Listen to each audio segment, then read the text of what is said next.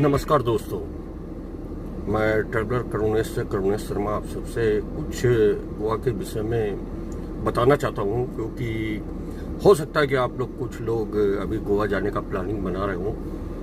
तो मैंने बोला कि मेरा कर्तव्य है कि मैं गोवा होके आया हूँ और गोवा के अनुभव अपने जितने भी सब्सक्राइबर हैं उनके संग में मैं शेयर करूँ। तो उसके लिए मैं ये वीडियो बना रहा हूँ। दोस्तों, ऐसा है कि सबसे पहले तो गोवा में प्रवेश करने के लिए आप किसी भी स्टेट से प्रवेश करेंगे, आप अगर रेल से जाते हैं, बस से जाते हैं, फ्लाइट से जाते हैं, तो सबसे जरूरी RT-PCR टेस्ट। अगर आपके पास RT-PCR टेस्ट नहीं है तो आपको एंटीजन टेस्ट कराना पड़ेगा। एंटीजन टेस्ट उधर जहां पर आप डेस्टिनेशन में जाएंगे, जैसे बस से जा रहे हैं तो जैसे गोवा के बॉर्डर पर जाएगी बस, तो वहां एंटीजन टेस्ट होता है, करीब 200-250 रुपए लेके 5 मिनट में उसका रिपोर्ट दे देते हैं। या अगर आप लोगों को कोरोना का वैक्सीन दोनों डोज लग गया और उसका 14 दिन हो गया है, तो उसका जो फाइनल सर्टिफिकेट है वो दिखाने से फिर आपको ना तो RT-PCR टेस्ट का जरूरत है, ना एंटीजन टेस्ट का जरूरत है। तो मुझे मालूम नहीं था, मेरा एक्चुअली वैक्सीन लग के दोनों वैक्सीन लग चुका था जब मैं गोवा गया था, मगर मेरा 14 दिन पूरा नहीं हुआ था। तो फिर मैंने प्रिकॉशन के लिए RT-PCR टेस्ट अपना और अपने कैमरेमैन का करा लिया था। तो 750 1500 रुपए हुआ था मेरा। मगर जब मैं बॉर्डर में पहुंचा गोवा के, तो पता लगा वहां तो 200 रुपए में एंटीजन टेस्ट कर रहा है। एंटीजन टेस्ट जो होता है वो नाक से डालते हैं स्लाइड, और RT-PCR में नाक और मुंह दोनों में डालते हैं। तो मैं बोला यार, यहाँ तो 400 रुपए में काम हो जाता है, यहाँ तो हम 1500 का मुंबई से करा के आ रहे। खैर एनीवे, मैं करा लिया। गोवा पहुंचा, मैं बस से गया था मुंबई से। तो गोवा में सबसे पहला झटका मेरे को, गोवा में एंट्री करके मैंने बस वालों से पूछा, बोले सर आपको कहाँ जाना है। मैंने बोला मेरे को एक्चुअली मैंने गलती से ओल्ड साउथ गोवा में अपना होटल बुक करा लिया था मैं, क्योंकि फर्स्ट टाइम गोवा गया था। अरम्बोल बीच में, वो साउथ गोवा में आता है, वो एक्चुअली उसको फॉरनर्स बीच बोलते हैं। तो मेरे को booking.com से डील सस्ती मिल गई थी, तो मैं खैर चला गया। और जैसे ही मैं उतरा तो बस में मैंने लोगों से बोला कि ये बस तो आखिरी डेस्टिनेशन पंजिम में। बोले पंजिम नहीं सर, आप मापुसा में उतर जाइए। मैं मापुसा में उतरा। मैंने बोला अब यहाँ से कैसे जाना है, मैंने अपने बस वाले को पूछा। तो बोला सर यहाँ से सिर्फ आपको टैक्सी मिलेगी। बस वाले का भी कोई जान पहचान का होगा, टैक्सी वाला उन लोग का भी सब शेयर रहता होगा। तो उसने मेरे को ये गाइडेंस नहीं दिया कि भैया आप सिटी बस पकड़ के चले जाओ। खैर मैंने बोला ठीक है टैक्सी बुलवा दो। टैक्सी वाला आया। मैंने बोला यहाँ से अरम्बोल कितना दूर है, तो बोला कि सर यहाँ से 20-22 किलोमीटर। मैंने बोला 20-22 किलोमीटर का कितना लोगे। बोला सर 800 रुपए। मैंने बोला 800 नहीं यार, 400 होना चाहिए, 300-400। बोला नहीं सर, गोवा का एक रूल है कि हम दोनों तरफ का भाड़ा चार्ज करते हैं। हमने बोला ये क्या मतलब है यार, दोनों तरफ का क्यों करोगे, मैं जिधर से जा रहा हूँ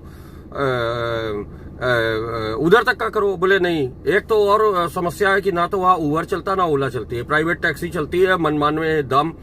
तो कहने का मतलब यह है कि सबसे पहला झटका मेरे को यह लगा कि मेरे को 800 रुपए देख के टैक्सी अपना होटल में जाना पड़ा। अब दूसरी चीज, जिधर भी जाओ आप, तो कोई ट्रांसपोर्टेशन का साधन नहीं है गोवा के अंदर। है सिटी बस है और फ्रिक्वेंसी कम है उसकी। बट मैं आपको यही बोलूंगा कि अगर आपके पास ज्यादा सामान आवा नहीं तो city bus is the best option. और यह सबसे बढ़िया ऑप्शन है कि आप जिधर होटल में रुकते हो होटल वाले को बोल दो 200-250-300 रुपए में आपको स्कूटी मिल जाता पूरे दिन के लिए। आप कार भी हायर कर सकते हो, स्कूटी भी कर सकते हो, बाइक भी कर सकते हो, वो आपके ऊपर है कि आपको कैसा चाहिए। मोटरसाइकिल का अगर बाइक लेते हैं आप तो 400-500 रुपए लगता है। कार लेते हैं तो मेरे ख्याल से 1500 रुपए पर डे का है, बाकी पेट्रोल आपका होता है। तो सबसे अच्छा ऑप्शन ये है कि अगर आप 1 या 2 लोग जा रहे हैं तो आप अपना एक स्कूटी ले लीजिए, उसमें पेट्रोल पड़वाइए, 300 रुपए दीजिए, पूरे दिन घूमिए। सबसे अच्छा ऑप्शन है।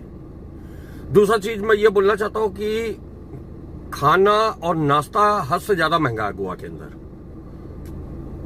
मतलब अगर आप एक ऑमलेट भी लोगे, 2 अंडे का ऑमलेट भी लोगे, तो भी वो आपको 100-150 रुपए देने, ये समझ लीजिए। तो अगर आप दो लोग हो, सवेरे का एक नॉर्मल सा नाश्ता कर रहे हो कि 2 कप चाय पी रहे हो, 2 अंडे का ऑमलेट ले रहे हो, तो अभी आपके 250-300 रुपए चले जाएंगे। खाना आप अगर 2 लोग अच्छे कहीं खाने बैठेंगे किसी अच्छे से होटल में, तो आपको ये समझो कि अच्छे से रेस्टोरेंट में कि आपको 1000-1500 रुपए खर्चा होना ही है। या तो आप ये सोच लो यार गोवा जा रहे हैं, ठीक है भैया 1000-1500 होगा, मगर मैं एक टाइम का बता रहा हूं, क्योंकि लंच कर रहा हूं, उसके बाद आप डिनर भी करोगे, सवेरे का ब्रेकफास्ट करोगे, सवेरे से लेकर रात तक का खाने पीने का और लंच का मिला के सब आपका हो जाएगा कम से कम 2,500 रुपए। तो कहने का मतलब ये, बाकी तो हर तरह का आदमी है, किसी को नहीं फर्क पड़ता है, कोई 5 स्टार में भी बैठ के खाता 10,000 रुपए भी दे देगा, उसको फर्क नहीं पड़ता है। बट जो एक बजट ट्रेवलर है, जो बजट में जाना चाहता है, तो उसके लिए गोवा में 2 चीज बहुत महंगा है। एक तो ये ट्रांसपोर्टेशन वहां ना के बराबर है, दूसरा खाना बहुत महंगा है। अच्छा, होटल मेरे को एक और आपको बोलूं, booking.com के थ्रू मेरे को होटल मिला था, बुक किया था, बहुत सस्ता मिला। हो सकता है कि अभी पेंडेमिक की वजह से होटल में कोई आ नहीं रहा है, गोवा में वैसे भी अभी फॉरनर नहीं आ रहे हैं, सब होटल खाली पड़े हुए हैं, तो हो सकता है उसके वजह से मेरे को मिल गया हो, नहीं तो मैं नहीं बोल सकता हूं कि शायद इतना। और अभी आप लोग जाएंगे, अगर नवंबर, दिसंबर, जनवरी जाएंगे, तो आप भूल जाइए कि आपको सस्ता होटल मिलेगा, क्योंकि अब एक तरह से कोरोना भी खत्म हो गया है, भीड़ बढ़ेगी और हर चीज के चार्जेस बढ़ जाएंगे। जो अभी हम नाश्ता आपको बता रहे हैं 100-200 रुपए का पड़ेगा, वो जाके 400-500 का हो जाएगा। तो हर चीज का अभी मैं तो जब गया था, तो अभी करीब 1 महीना भी नहीं हुआ मेरे को जाके, तो हर चीज तो बंद है। बीचेस खोल दिए हैं, वैसे टूरिस्ट को आने के लिए बोल दिया है कि भैया आप आ सकते हो, भी है आपको जाना है कहीं भी, तो सब कुछ बंद है। क्रूज में जाता है आदमी, जो भी कुछ जाता है, आप अगर बीच में जाओगे आप नहा नहीं सकते हो बीच में, वो भी बंद है, आप खाली बीच घूम सकते हो। तो मैं आप लोग को यही एडवाइस करूंगा कि आप अभी अक्टूबर चल रहा है, नवंबर, दिसंबर, जनवरी 3 महीने छोड़ दीजिए, फिर आप गोवा का प्लान बनाइए और booking.com के थ्रू देख लीजिए कि अच्छा आपको डील होटल का मिल रहा है, वो देख लीजिए।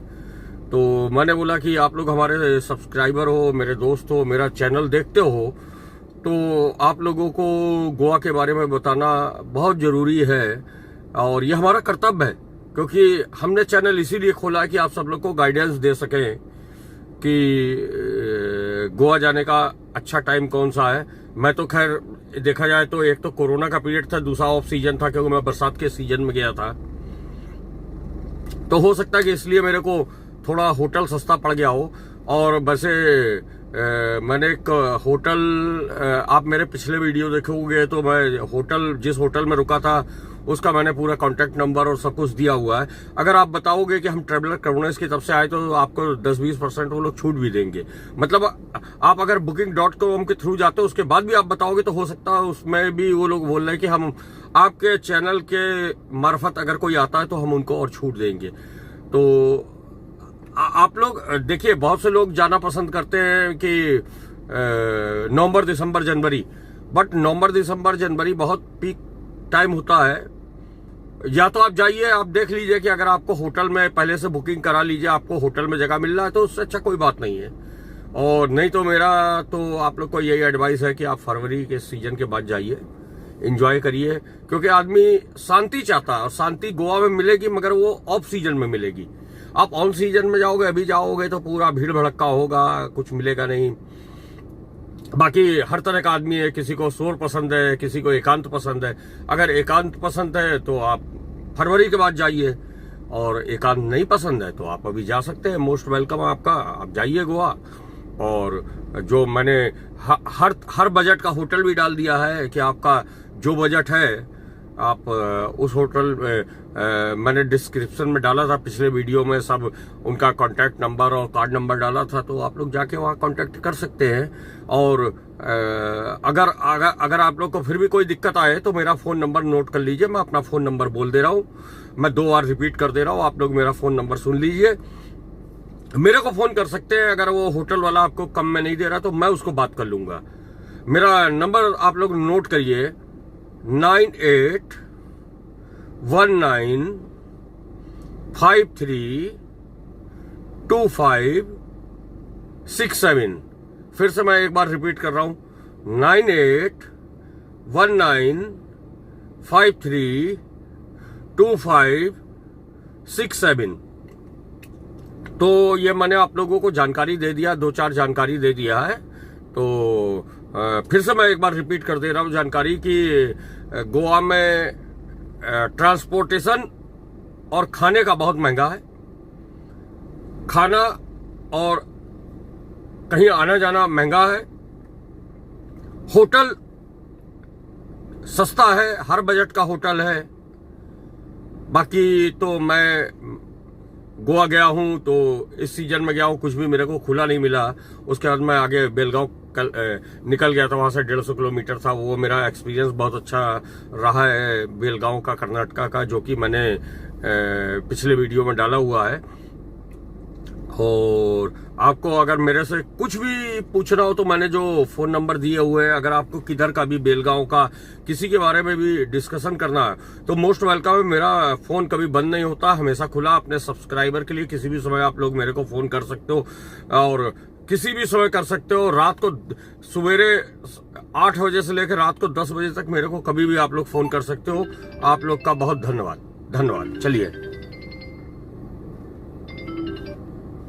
तो मैं आप लोगों को शुभकामनाएं देना चाहता हूं। और अगर मेरी दी हुई जानकारी आपको अच्छी लगी तो इसमें कमेंट करिए, शेयर करिए। धन्यवाद, थैंक यू।